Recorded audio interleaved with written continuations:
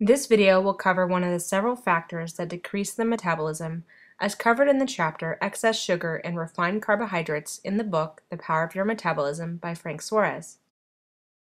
A slow metabolism can be the result of various factors. One of the most evident of these is the excessive consumption of sugars and refined carbohydrates, such as bread, pasta, rice, candy, pastries, soda, etc. Carbohydrates, of course, are necessary foods, but they can vary in quality. One of the primary differences would be whether the carbohydrate is natural or refined. Natural carbohydrates would include those that are in their natural state and have not been industrially manipulated in any way. Vegetables and fruits would fall under this category. Refined carbohydrates, on the other hand, would be those that have been manipulated or processed in some way. Packaged carbohydrates like cereal and cookies would fall under this category.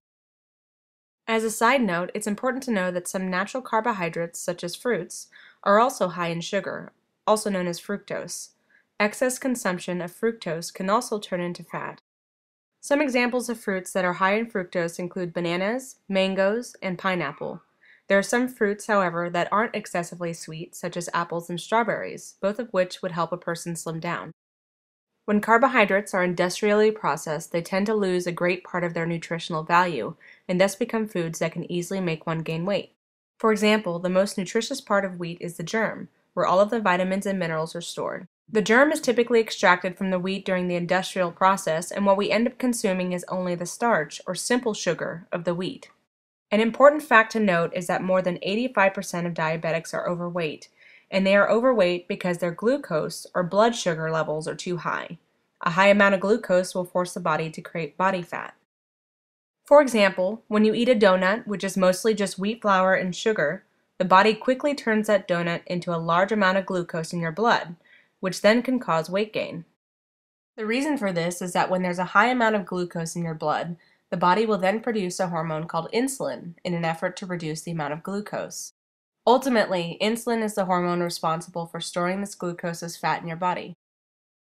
These are the basic mechanics involved in the process of becoming overweight. If one eats too many refined carbohydrates, that then turns into excess glucose, which later becomes accumulated body fat with the help of insulin. Economically speaking, manufacturers make the most profit off of producing foods that are carbohydrates. On the other hand, foods like meats and cheeses bring a much smaller profit. So it's no surprise that most of the advertising you'll see is for refined carbohydrates like sodas, cookies, candy, etc. The best thing you can do is work towards acquiring an understanding and awareness about weight gain and obesity, like you're doing now, to safeguard your own health and the health of those you love. To learn more about this topic, read the book The Power of Your Metabolism by Frank Suarez.